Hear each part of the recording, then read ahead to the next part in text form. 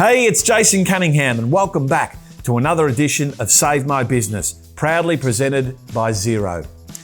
This podcast shares stories of how entrepreneurs and small and medium-sized business owners have figured out how to survive and thrive in challenging times to hopefully offer some inspiration to our listeners. Today's guest is a good friend of mine, one of Australia's top comedians, an entrepreneur, a father of two, and a loving husband. And his name is Joe Avati. G'day, Joe. Thanks for coming on today, mate. Small and medium-sized business. Oh, some of the large ones will tap into it. Yeah, well, because mine's become large this year.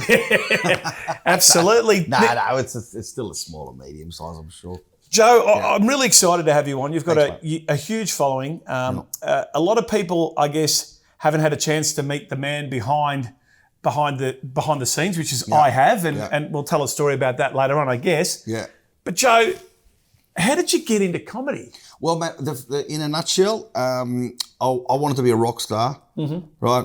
I'm from the south of Italy. My dad goes, no, there's no rock stars from Calabria, so, figure out something else to do. So I loved science. I studied science. I got into university. I got an honours degree in food science. So I got my master, my undergraduate, then I did my honours. Yeah. And I figured, right, now I've made my old man happy, right? Now how can I want to be a rock star again. Yeah. So I thought, well, I can't do it with music because even though I played and wrote music and the guitar and the piano and that kind of thing, I never had a voice. But I always had a memory for jokes. So I thought, you know what, maybe this is it. Maybe this is my way. And that's what I did. So I put myself to it. And the way I put myself to music, the way I applied myself to music, the way I applied myself at university, and I did really well at university without ever having to do physics and chemistry at school, I did it to comedy. Right. So, and then within 4 years, I was touring Australia. Within 5 years, I was selling out stadiums around the world. That's in a nutshell. That's a really condensed story, and I really appreciate that. But firstly, I got a couple of questions. So you're a food scientist, did you say? Yes. So tell me what your first job was. Tell me what that was like. So my first job was working at Streets Ice Cream. Oh, yeah. Developing Magnum ice cream. Magnum ice cream? Magnum, working on paddle pops, working on children's products, premium products, all that kind of stuff. Yeah, right. So it was, it was creative. Yeah. But at the same time, it was boring because I was in a lab, just in the same, 4 or 5 people. It's not me. Yeah. Man, I need to be out. Yeah, okay. And what did you... So... Do you get to taste the first Magnum and all that sort of stuff and put your name to it? Yeah, absolutely, yeah. I mean, but, we worked for someone. So, I was part of a team, right? So let's just clarify that. So, there's marketing people, there's the production people, there's the packaging people, there's, Magnum's got a 5-year plan associated with it, right? Like in all other ice creams at Streets. Yeah. And so, you're part of that team that does that. Yeah, right. It was great for what it was, but that's, wasn't me. Okay, so you're in a lab, you're a food scientist, you're designing, creating and getting the textures right for a Magnum, and I mean, everyone loves a Magnum, right? Yeah. I mean, there's the Gay Time, the Magnum, Cornetto, it's up there in the top 3. Yeah. You move from that to standing on a stage telling jokes. Tell me what that first step was like, Joe. Yeah, okay, so basically I started when I was at uni because I won an honours scholarship, and the honours scholarship that I did, it was all about meat science. And the experiments that I had to do, basically my honours thesis was on the use of a machine called a differential scanning calorimeter to determine the effects of food, of digestive enzymes on the meat. Yeah. And so there was a lot of time between experiments. You got to put the meat in there, you got to let the product go, then you got to measure to the effects of it. Yeah. So, I always had this knack for telling jokes. Yeah. So I'd sit in the I had my own office because I was also lecturing the undergraduate kids. Yeah. And I thought, I started writing some gags. And at the same time doing tryout nights at the Comedy Store. Yeah. So I kind of did them concurrently. But then, so I was starting doing comedy, I was starting to get a little bit more practice, starting to get a bit of a name. But at the same time, I now have to, supplement my income, with a proper job. And that's what I did until such a point where my comedy career took off, that in some nights I was earning in one night what I would earn for the whole year at Streets. Wow. At 26 or 27 years old. Yeah. And I guess you would have had the experience being a lecturer to stand in front of an audience. Yeah, well, I'll tell you where I learned that was doing was telling jokes at parties. Yeah. So that's how I learned. Because someone would go, they start telling a joke around the table, right, around the campfire, around, having a few beers, whatever. And then I would do one, and someone else would say one. Then I would do two, then someone else would do one. Then I'll do three. And then everyone went, what the fuck, this guy, he's the one who knows all the jokes, so let him do it. Yeah. And in that time that I was getting up telling jokes in front of people, I started to learn the mechanics. Yeah. Like someone would say, do the joke about the pen. Yeah. But the pen was the punchline. Yeah. And then I would do the joke and I would realise that people wouldn't laugh like they would when they've never heard the punchline. Of course. But then I go, well, of course. They've just heard the punchline. You can't just do the joke straight away. So I learned then if someone said, do the joke about the pen, I would do 3 other jokes, let everyone forget about the pen, and then come back with the pen later. Yeah, and right. gag about the pen. A bit like Cosentino, who we had on last year, a bit of a magician, huh? Yeah.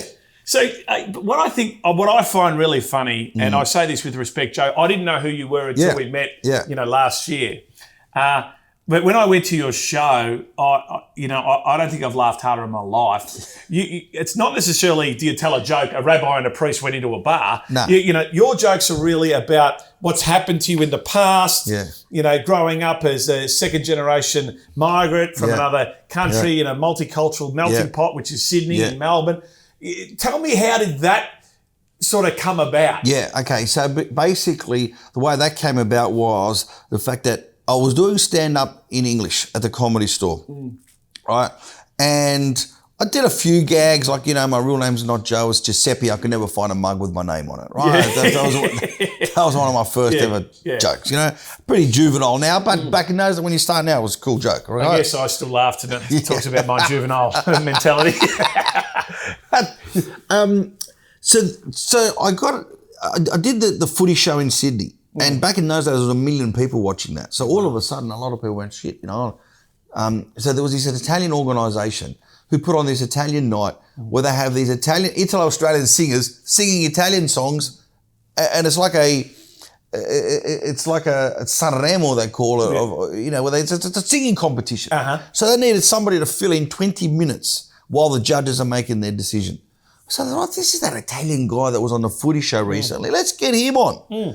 Now, because it was an all-Italian audience, I decided to do gags that night that had nothing to do with my Aussie stand-up. All I did was focus on the Italian stuff. And those gags got massive laughs, bigger laughs than all my English material. Yeah. So I thought, I've hit on something here. So then all of a sudden I'm starting to get calls, do my wedding, do my son's christening, do this at Italian association night, do an Italian golf night. And every time I would do it, I would add more and more. And then I got to the point where I thought, you know what? For me to really stand out here, I've got to do something that's different than anybody else. So what I did is I put on a night at a mate of mine's restaurant, and I said, just invite Italians. Yeah. Right?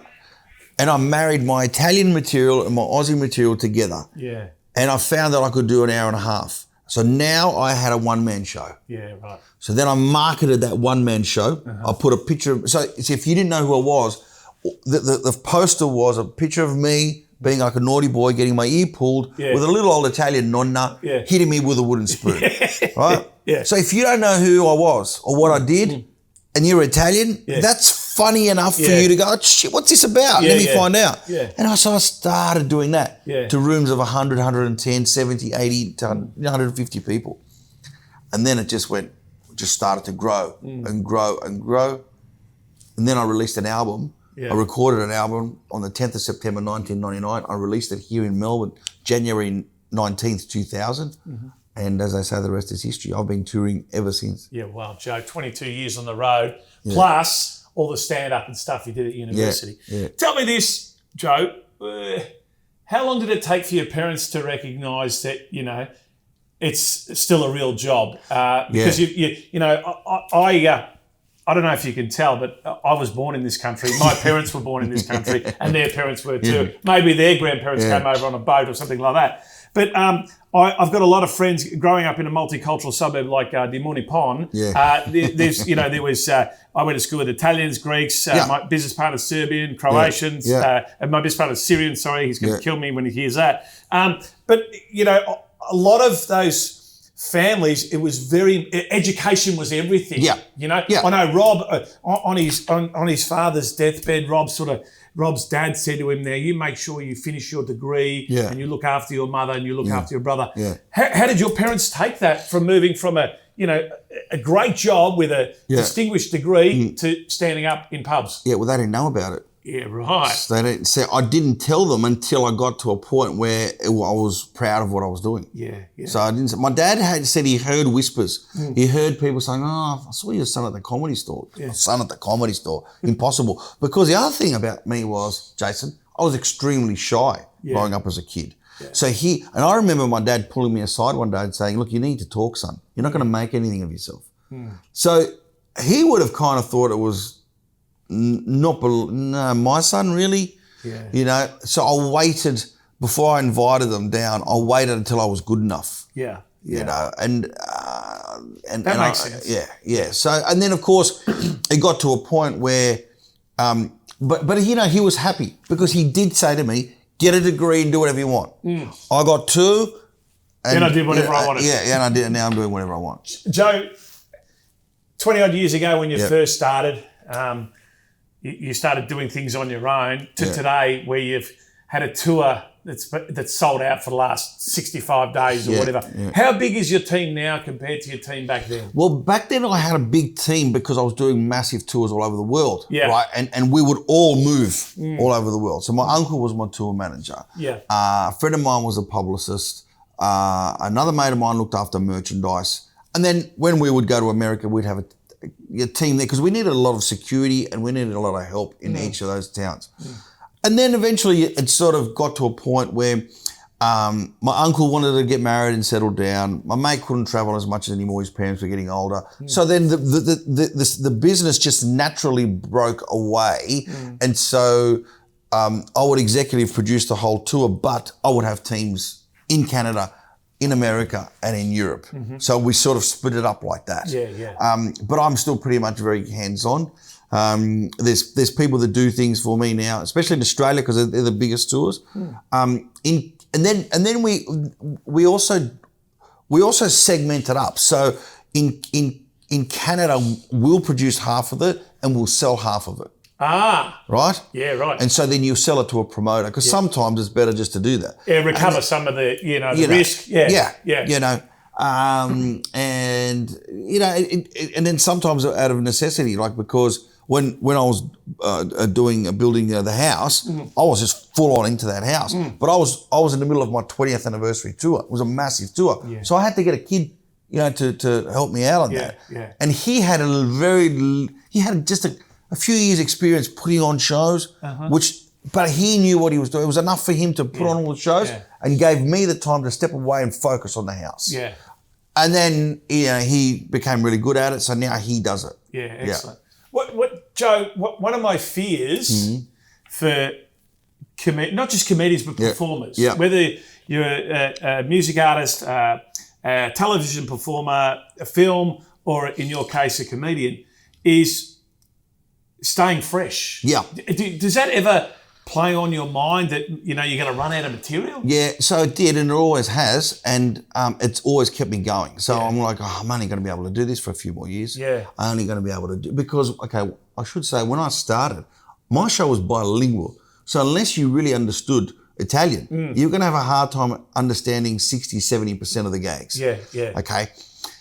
Then I had this idea to team up with a couple of guys who were at Acropolis Now show, right? Oh, yeah. And so anyone watching this from overseas, Acropolis Now was a very big show on TV, an ethnic sort of show. But I produced that show. But what I did is I piggybacked on their audiences. Yeah. So I produced it. We used my money, my know-how, my producing know-how. But all of a sudden, their audiences were coming to see them, and then all of a sudden me. Yeah, right. And so they would, at the end of the night, they go, geez, you're pretty good for the new guy. Yeah. Because they'd never seen me. Yeah, of course. Right? But of course, I wasn't the new guy then, but I was to them. So then it started to snowball into the mainstream ethnic market. So it was the Greeks, the Lebos, the Croatians, and not just the Italians. Not just the Italians, and that blew out.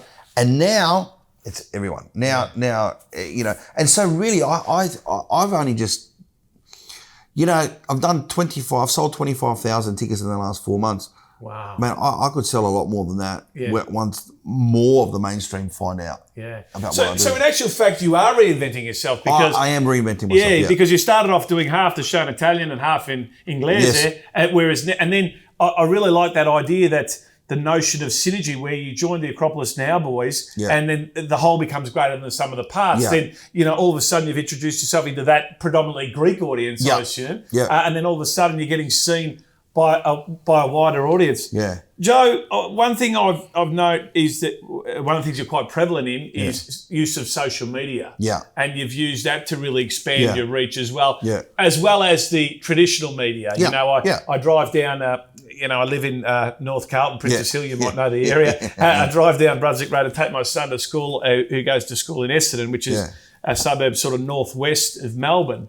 And I drive past the Reggio Calabria Club and I see the banner there, Joe Avati. So you're using the old school and the new school media. Tell me, how has that worked for you in growing your brand? Yeah, okay. So obviously, everything is social media these days.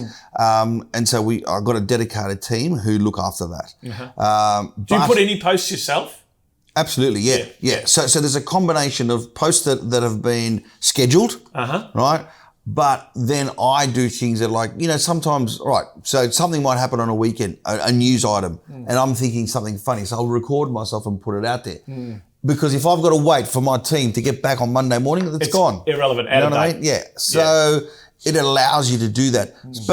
But okay, so COVID, let's look at social media and COVID together. Yeah. So COVID, whilst it wasn't good for a lot of people, was absolutely fantastic for me. How? Because there were so many people stuck at home. All they were doing was looking at YouTube or your Facebook or Instagram. So all of a sudden, there was all these people that discovered me that had no idea I even existed, because they would go and see a comedian that they liked. Then they'd start going down the rabbit hole. Yeah. And normally, they're on the train going to work, on the bus, lunch break, and they have a look, they have a little laugh, put the phone away, or got to get off the train, go to work. Well, of course, because of COVID, there was none of that. No. So people just were there all day, and they just kept on going down and down and down the rabbit hole, and they started finding me. So how did you monetize that? Well, so they were like, oh my God, we've never heard of you before. We love you. No problems. Shows are coming up real soon. Yeah. Because I knew as soon as COVID was opening, because I could see the number of followers increasing dramatically. Yeah. The number of comments increasing. Yeah. The names, normally there will be, some Italian name, some Greek name, some WOG name, ethnic name following me. Now, it's Jason Cunningham going, hey bro, man, I love your stuff. When can I see it? Yeah. And that was happening more and more. And I broke out into India, Ireland, Scotland, New Zealand, South Africa. You got a big presence in Canada too, is that right? Huge presence in Canada, but Canada was always there. Canada and America, and a majority of England was already there back in the day when I was doing my Italian stuff. But it's just expanded it. Yeah. And it's just so good. I'm not telling anybody that anything they don't know when I say it's just, you get straight to your audience immediately without, let me throw out a huge net of money and on the radio or the newspapers and see who comes in. No, we're just going straight to you. Direct. Yeah. Joe, obviously it hasn't always been, what is it called? What's the saying? Beer and Skittles. That's an Aussie saying. Yeah. It hasn't always been beer and Skittles. No doubt you've faced some challenges. Tell me some of the adversity that you've had to face over the last 25 years. So, there's been my first ever show was September the 14th, 2001, 4 days after September 11 in Canada. And I was there and I saw it happening and I went, oh my God, and I had 10 sellout shows, 2,000 people a night from the 14th of September. Were these shows going to happen? Were people going to come? Merchandise stuck in airports in Australia wasn't going to get there in time. We lost sales on that. That was one thing that comes to mind straight away. Was it hard to get up and tell jokes after September 11? No, it was actually a relief. The laughs were huge because people were just like, oh my God, the world is going to end. Yeah. What the hell is happening? I mean, everyone remembers that how it really impacted everyone at the time. Other bits of adversity have been more, I went through a massive court case with an ex-manager. I won. But, you know, What it did was that just, do to you? oh, mate, that just made me harder and, you know, it made me more confident and that I'm, you know, someone trying to claim that they made you, you know, it was just all bullshit. I mean, the you know, it was just, it wasn't thrown out. It was a 9-year court case. Wow. It's a long time and it's a lot of money to spend. See, I'm no scientist, but I would argue that your mum and dad made you, but that's, you know, that's just the way I see it. Absolutely. Yeah, That's right. You know, I mean, look, the things I learned, my dad was in business and he did a lot of different things in business and some were great and some weren't great. Yeah. But I learned, because I'm a big believer in, hey, it's great to learn from your own mistakes. Yeah. But you got to stop making mistakes and doing good things. Yeah. But everyone else is making mistakes, so look at all the mistakes everyone else is making. Yeah. Learn more from other people's mistakes. It's a bit cheaper, isn't it? It's a lot cheaper. It's a lot cheaper. Yeah. So that, what else? I had a kid overseas, you know, so, you know, which I didn't know about. I only found out when she was about 7-8 months old. And so then that changed my touring schedule because I would then go every year to Canada instead of every 3 or 4 years. Yeah. So I had to rethink that. I got stale for a little while. You know, don't forget, I've been doing this 25 years, right? Yeah, So, yeah. you know, about 7-8 years ago, I got lazy. I got stale. Yeah. What do you put that down to? I just wasn't enjoying it as much then. Yeah, You know, I don't know why. I just wasn't. Was that around the time with your brother, or No, my brother passed away 3 years ago. Yeah, you know, right. So look, that always affects you. But you know, I was with him for the last 6 months. You know, Yeah. and I'd stay with him in the hospital, and he'd be like, I've got to go to work. He goes, you go, have a good show. And I'd come back, I'd go and do the show, do a meet and greet, and then come back to him. And he'd go, how was it? You know, and we'd have a chat. And, you know, of course, that, you know, I mean, to see your brother dying and then have to leave the room, go and make 1,000 people laugh, and then come back. Gee, I mean, tough. it's tough. But, you know, it just teaches you resilience. Look, I went through a lot of that growing up, you know. So it was, I just do it. You know what I mean? I don't know. I'm just that kind of guy that just, what have I got to do? Just go and do it.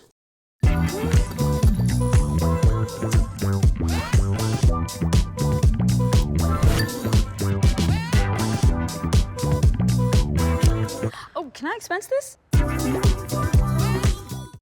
Joe, you and I are about the same age, late 40s. Yeah. Let's leave it at that.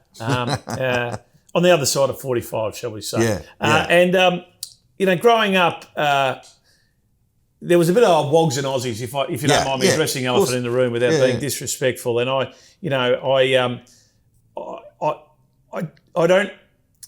ask you, what was the impact of racism on you back then? Okay, so I went to 4 primary schools and 3 high schools.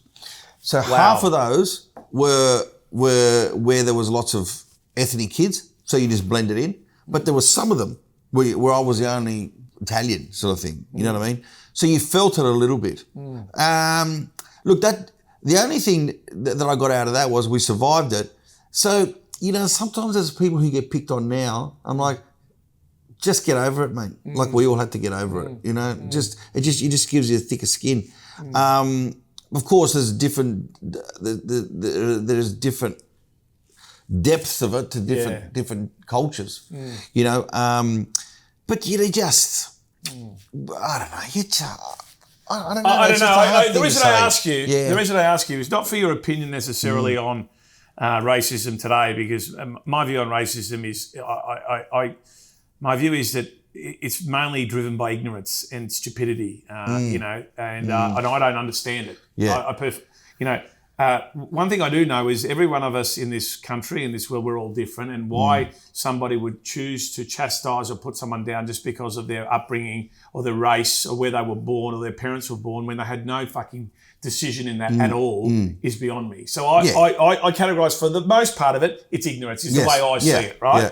I'm not justifying it's right or wrong. I'm just saying that's how I see it. But I'm keen to understand, did it have a big impact on you? Because when I see you on stage or when I see you on Instagram, you know, I see you put on your father's accent or your nonna's accent, and I find it so refreshing and rewarding. And I think to myself, is he using something that was, challenging as a kid now to wear it as like a shield of armour? Yeah, sure. Well, we can do that probably more, the Greeks and Italians, because we're such a huge group here in Australia. And a lot of people know about the Greeks and Italians. That's right. Right? The Asians, they sort of came in later. Yeah. Right? And so they probably go through it a lot more now. But their kids in about 2 or 3 generations will be like... Yeah, we'll be like Joe Avati. They'll be the next Joe Avati up on stage. So it doesn't really matter, you know what I mean? So I came through that.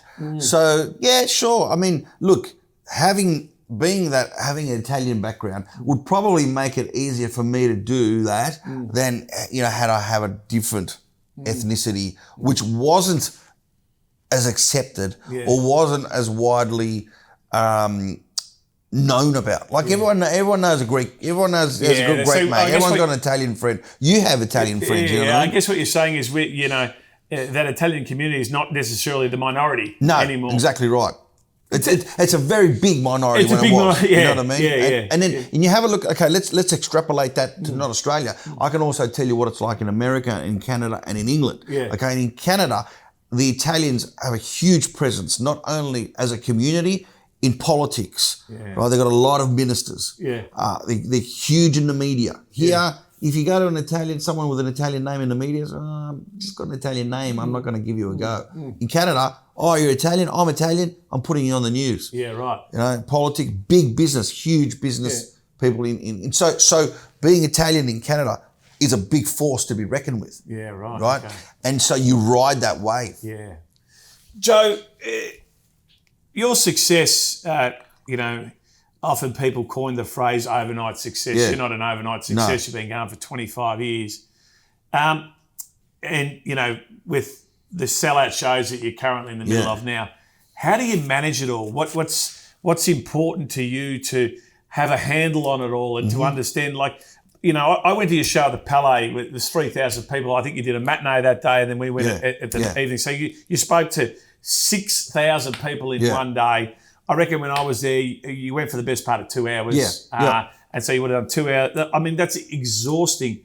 But also considering looking down the track saying, I'm anticipating to sell out the Palais. There's a bit of a risk there because you've got to book the venue, right? Just tell me, how do you manage that? How do you keep an eye on the numbers? All that sort of stuff. Yeah, well, you kind of...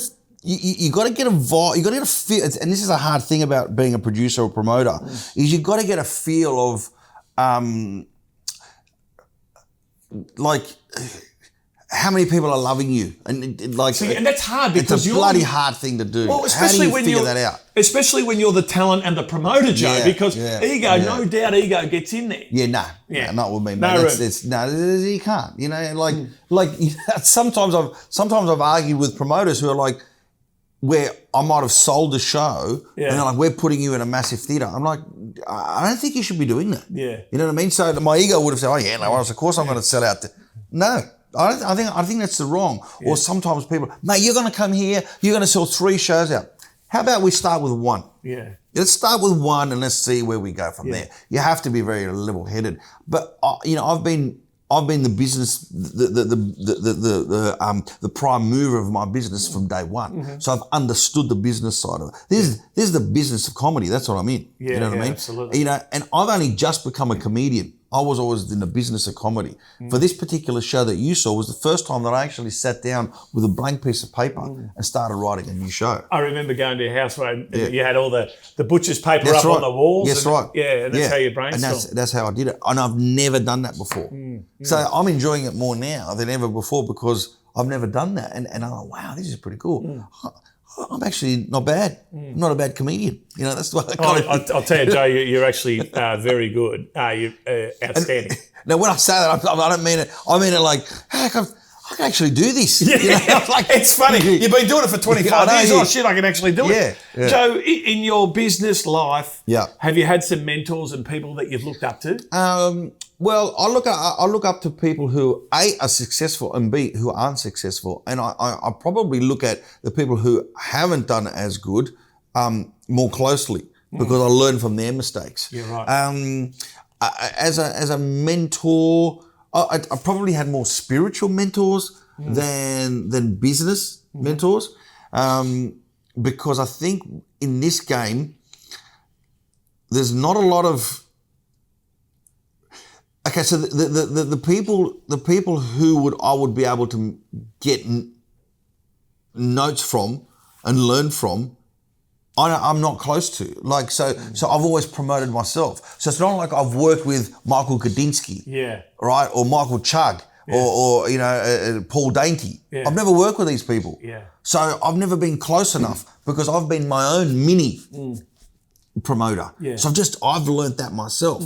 But what drives me and what keeps me focused is probably I've learned from spiritual mentors more than anything else. Yeah. That's intriguing.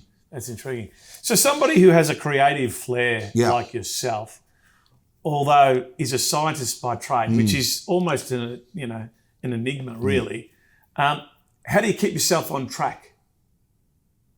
Because at the end of the day, right at the start of this interview, you said to me, Jay, I want to be a rock star. Yeah. Right? Yeah. And I've seen you have stage presence, you can command the crowd, you can, with the use of your eyes, you could silence an audience. And sometimes it could be forgiven to get a bit carried away with that. Yeah. So how do you keep yourself on track and how do you keep yourself on schedule? I think that my family's influence kept me on track because there's no room for being a dickhead, no room for being a wanker, right? And if I was getting too big for my boots, so to speak, you probably, my old man would have said, that's why I don't swear in the show, right? That's another thing about my show. I don't swear, I don't do dick jokes, I don't talk about stick. That's just not my thing, because I always think if my mum and dad were in the crowd, would they be embarrassed with what I've just said? I get embarrassed, right? I would be embarrassed myself. And I've always had that, stopping. No one, I don't want anyone to come to me and say that was very vulgar. Before anyone would do that, my dad would come and clip me around the ear, sort of thing. You know what I mean? Yeah. So I've made a point of being respectful, doing it in a respectful way. And a lot of people really, really appreciate it. And of course, one of the other reasons why I did that is because you're doing a show just to Italians. So you've got to maximise that amount of people coming. So you want the kids to come, you want the nonno and nonna to come. So how are you going to do that? You've got to be clean. Yeah, that's right. Right? Yeah. And I've always been that. So I get 8-year-olds coming and I got 80-year-olds coming. Yeah, fantastic. And everyone in between. And that's a very rare artist who can have all those generations. Sometimes we get 4 generations coming in. Yeah, wow. Tell me, Joe, lessons for other people in the entertainment industry or who are flirting with the idea of getting into entertainment. I'm sure your revenue is not just one source. I'm sure it's not just ticket sales. You have merchandise and all that sort of stuff. How do you manage that process? Well, being Italian, you're always, interested in business, and how can we, so, firstly, there's a diversification within the business. So, not only do I do solo shows, I then produce shows with other comedians. Oh, right. Okay. So, and then I'll produce shows where I'm not in the show, and then I'll produce shows where I'm one of the stars of the show, working with other stars. Okay. Because that serves 2 purposes. Number one, it widens your audience, but also whilst you're coming up, because you can't just do the same show over and over. So you do your show a couple of years, then we'll do an ensemble show, and in that time, it gives me time to breathe because I've only got to do half an hour. I don't have to do that hour and a half. Yeah, and also you can create other material. You do sketches and so on. So that gives you another element of doing that. So there's that. Then there's the merchandising. So I've had a clothing line from a very, very early age. I had a clothing line, I had a wine label, I had water, I had a whole bunch of stuff. But I've come back to focus on what the people want. And even with a clothing line, you can't just have anything on a T-shirt with your name on it. No. My people want it to be functional. So boxer shorts, a baby bib, an apron. Yeah, wow. You know what I mean? A shirt, but a shirt's got to have a funny slogan on it, not just my name. Yeah. No one's going to walk around with my name on it. No. You know what I mean? So there's that.